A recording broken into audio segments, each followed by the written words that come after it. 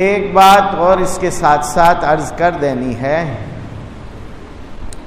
دیکھیے اس وقت امت بہت ہی دردناک حالات سے گزر رہی ہے، بہت ہی دردناک حالات ہیں. ایسے حالات امت پر پرانے ادوار میں اگر دیکھا جائے تو گننے جائیں گے تو 1400 سال میں شاید 10-15 مرتبہ ہی آئے. اتنے دردناک حالات. دیکھیے موت و حیات تو دنیا میں ہوتی رہی ہے، زلزلے بھی آتے ہیں، سونامی بھی آتی ہے، جنگیں بھی ہوتی ہیں، سب کچھ ہوا ہے، ہوتا رہا ہے، ہوتا رہے گا. ستیزہ کار رہا ہے ازل سے تا امروز، چراغ مصطفی سے شرار بولہبی.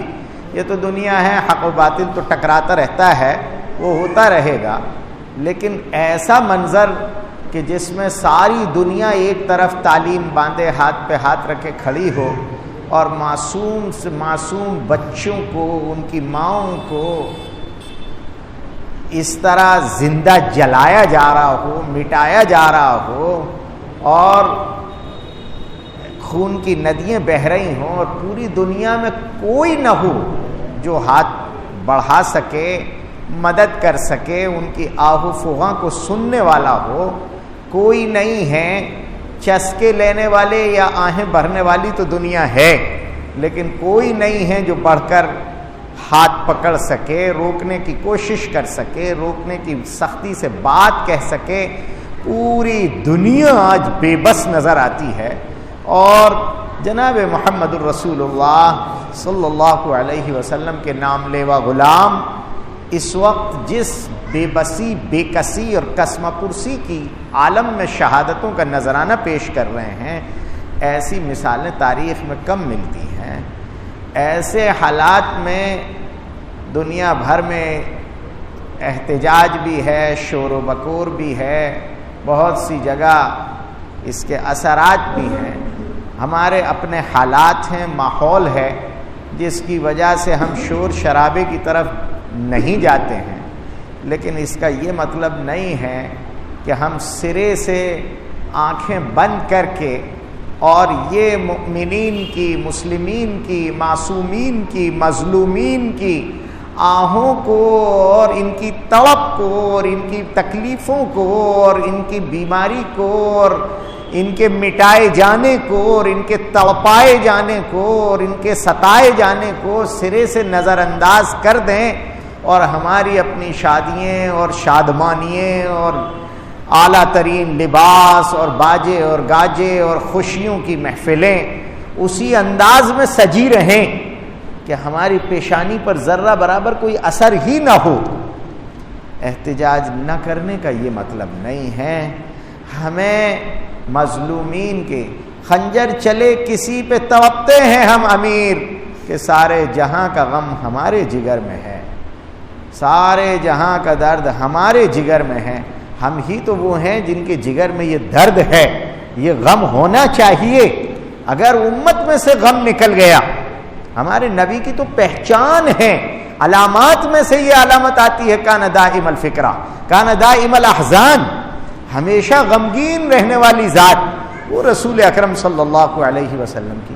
آج کے اس دور میں جب امت خاک و خون میں تڑپائی جا رہی ہے، مؤمنین اطمینان سے سوتے رہیں، ان میں درد نہ ہو، ان میں غم نہ ہو، ان کی راتوں کی نیندیں کم نہ ہوں، ان کی تہجد کی آہیں شروع نہ ہوں، ان کو کھاتے وقت، پیتے وقت، سوتے وقت، ہر وقت میں وہ رونے والوں کی اور چیخ چیخ کر جان دینے والوں کی آوازیں سنائی نہ دیتی ہوں، وہ مومن نہیں ہو سکتا.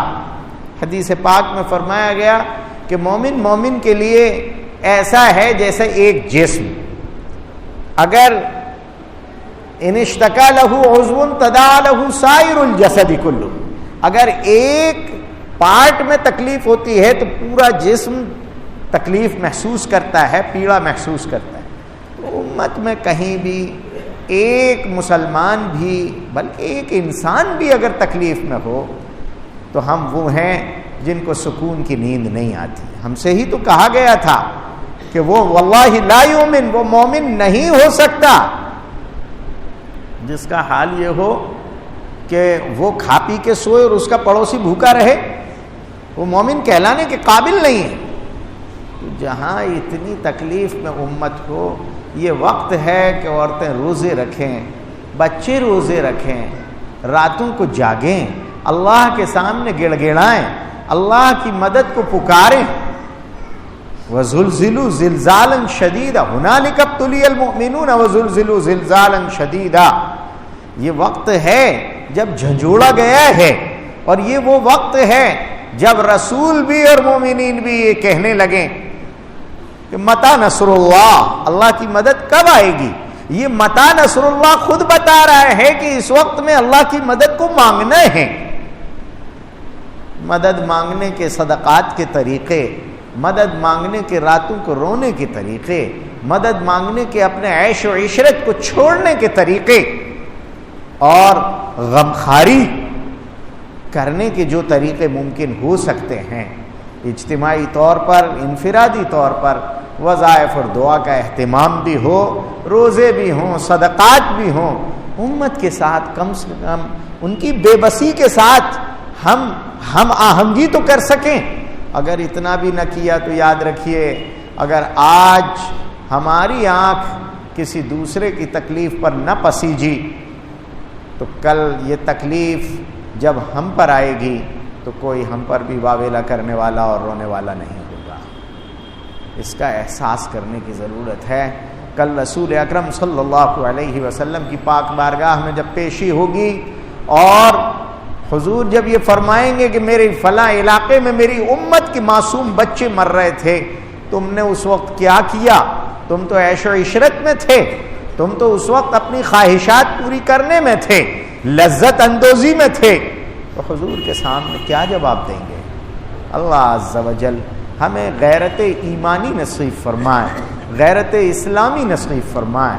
اپنے بچوں کو یہ سبق سکھا دو کہ تم ایمان کی خاطر شہادت پانے کے لیے پیدا کیے گئے ہو، تمہارے خون کا ایک ایک قطرہ یہ اللہ کے یہاں امانت ہے، جو کچھ بھی ہے سب کچھ قربان ہوگا اللہ کے لیے، اللہ کے پیام کے لیے، اللہ کے دین کے لیے، اللہ کی شریعت کے لیے، جناب محمد الرسول اللہ صلی اللہ علیہ وسلم کے لیے، حضور کے عزت و ناموس کے لیے، حضور کی خاتم النبیین کے لیے آخری قطرہ بھی بہایا جائے گا۔ یہ نہ سمجھنا کہ یہ صرف ظلم و زیادتی ہے، یہ سمجھنا کہ یہ امت کی طرف سے قربانیوں کا نذرانہ ہے جو حضور کی پاک بارگاہ میں اور اللہ کے دین کی خاطر پیش کیا جاتا ہے۔ معصوم بچے بھی پیش کرتے ہیں، مائیں بھی پیش کرتی ہیں، بڑے چھوٹے نوجوان بوڑھے سب کی طرف سے پیش کیا جاتا ہے۔ یہ بچوں کو پلا دو کہ ان کا ایمان اس پر پروان چڑھے اور امت پر آئے ہوئے حالات سے یہ نسل سبق حاصل کرے۔ یہ ایک پیغام تھا جس کی ضرورت ہے کہ اس پیغام کو پہنچایا جائے۔ ایجیٹیشن نہ صحیح، شور شرابہ نہ صحیح، لیکن ہم اپنے گھر میں رونے کا حق تو رکھتے ہیں، ہم اپنے معصوم بچوں کی ذہنی تربیت کا حق تو رکھتے ہیں، اور ان کو یہ بتلانے کا حق رکھتے ہیں کہ یہی ہیں جو فزت و رب الکعبہ کا اعلان کرتے ہیں کہ ہم کامیاب ہو گئے رب کعبہ کی قسم۔ یہ جانے والے ناکام نہیں ہیں، ان کے جنازوں سے خوشبوئیں آتی ہیں، ان کی قبروں سے یہ خوشبوئیں پھوٹتی ہیں، یہی ہیں جو رسول اکرم صلی اللہ علیہ وسلم کے قدموں میں پہنچیں گے تو حضور انہیں سینے سے لگا لیں گے، کیونکہ یہ حضور کی خاطر قربان ہو کر آ رہے ہیں۔ یہ پیغام نسلوں کو پہنچا دینے کی ضرورت ہے۔ اللہ عز و جل ہم سب کو اس کی توفیق نصیب فرمائے، آمین۔ وآخر دعوانا الحمد للہ رب العالمین۔ یارو نکاح کے وقت میں یہ بڑا مسئلہ ہوتا ہے، یہ لوگ کہہ دیتے ہیں کہ ابھی اور بیان جاری رکھو کیونکہ ابھی سگنیچر نہیں ہوئے ہیں، چلاتے رہو بیان کو۔